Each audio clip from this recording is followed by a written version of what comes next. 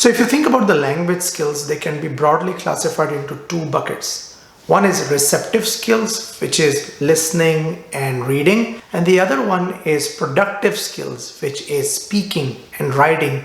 Now, here is a dilemma of the modern day education. When you are at school, there is a lot of time and energy spent on developing your writing and reading skills, but not a lot of time is spent on developing the other two, which is listening and speaking. Now, here is the catch. When you actually enter the workforce, all these four become equally important. And that's why companies spend so much money and time on training their people on developing their speaking and listening skills. So in this video, I will give you 5 simple tips which you can apply to improve your listening skills. My name is Jamil Hai, and I've been working in the corporate sector for the last 18 years. And my passion is to help you build real life skills for your job and career that they don't teach you in college. So let's learn about listening. Now, one of the things which I learned earlier on in my career is called active listening. And the first step of active listening is removing distractions. You know, when you are listening to someone and you are like on your phone and you are like, diverted in your attention, then you are giving a very non-verbal cue to the speaker because you're not really giving them the impression that you're listening, right? Because the other person is talking and you are, oh yeah, I'm listening to you, and you're checking your WhatsApp or your Facebook. That is a no-no. The first thing you need to do is remove all distractions, look into the eye of the person, and give a non-verbal gesture that you're actually listening to them.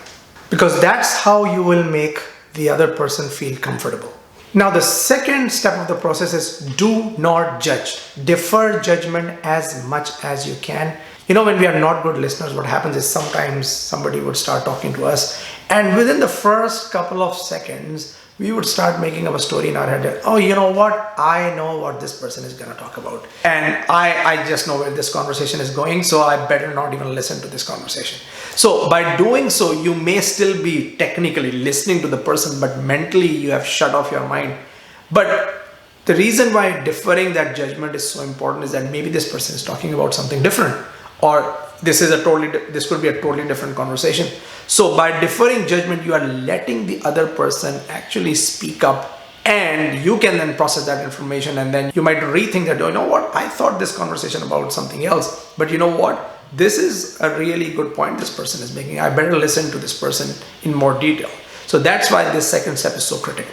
Now, the third step of the process is do ask clarifying questions. By doing that, you are actually killing 2 birds with 1 shot. First of all, you are giving now a verbal gesture to the person that you are actually listening, because the fact that you are asking a clarifying question means that you were listening and you were paying attention, right?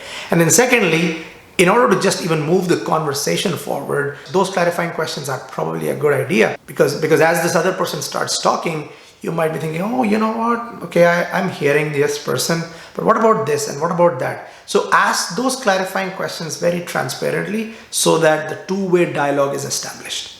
Now, this two-way conversation brings me to the next step of the process, which is keep the two-way conversation going.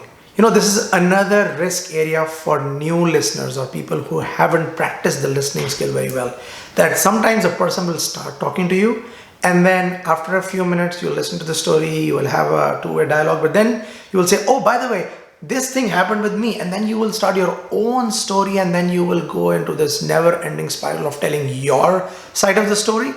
And that could be a good idea sometimes, but mostly what you're doing is that you're shutting off the other person, and now you are the dominant speaker and you want the other person to start listening.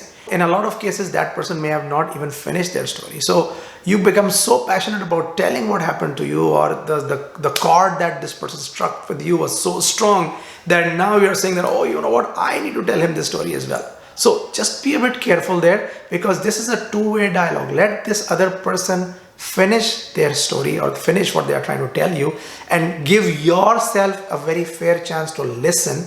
And it's a good idea to give a reference sometimes that, okay, oh, by the way, this happened with me as well. But then keep it short. Don't just go into a completely different tangent with your story where that overall conversation is completely lost. And finally, like any of these soft skills or human skills, practice is the most critical aspect. Practice, practice, practice.